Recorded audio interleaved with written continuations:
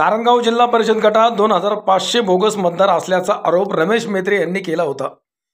या बोगस मतदारांची नावे मतदार यादीतून काढून मतदार यादी स्वच्छ करावी यासाठी 6 नोव्हेंबरपासून उपोषणाला बसणार असल्याचा इशाराही त्यांनी दिला होता। मेत्रे यांनी दिलेल्या पत्राची गांभीर्याने प्रशासनाने दखल घेतली असल्याचे पाहायला मिळाले।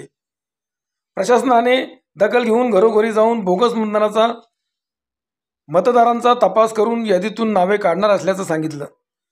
त्यामुळे जाहीर केलेले उपोषण स्थगित करण्यात आल्याचे मेत्रे यांनी जाहीर केले आहे। पाहूया या संदर्भात ते काय म्हणाले ते।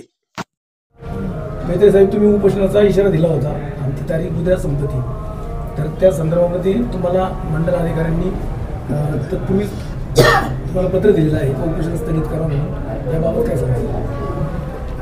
खरं तर नारायणगाव परिसरामध्ये किंवा नारायणगाव शहरामध्ये जे बोगस मतदान आहे, थोडक्यामध्ये जी लोक दुबार नोंदली गेलेली आहेत, जे इथं स्थायिक नाहीत, अशा लोकांची नावं या मतदार यादीमध्ये होती।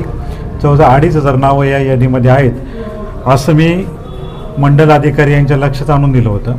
तसं मी त्यांना अर्जामध्ये मी उपोषणाचा इशारा त्यांनी दिला होता। माझ्या अर्जाचा विचार करून त्यांनी जे मी बोगस मतदार जे म्हटले होते ते तहसीलदाराचा आदेश त्यांना प्राप्त झालेला आहे।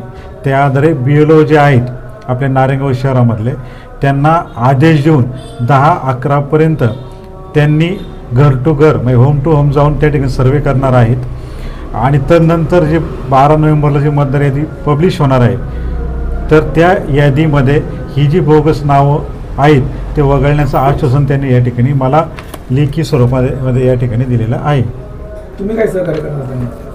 हे पहा, आता मी जी मागणी केली होती त्याचा तहसीलदारांकडून त्यांना आदेश आलेला आहे, तशा प्रकारचं पत्र मला या ठिकाणी दिलेलं आहे। त्यामुळं त्यांनी कारवाईचं आश्वासन मला या ठिकाणी दिलेलं आहे आणि तसं लेखी स्वरूपात दिलं आहे।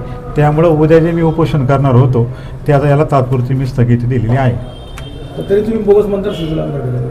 100% प्रशासनाला सहकार्यांनी जेवढं शक्य होईल तेवढं आम्ही सहकार्य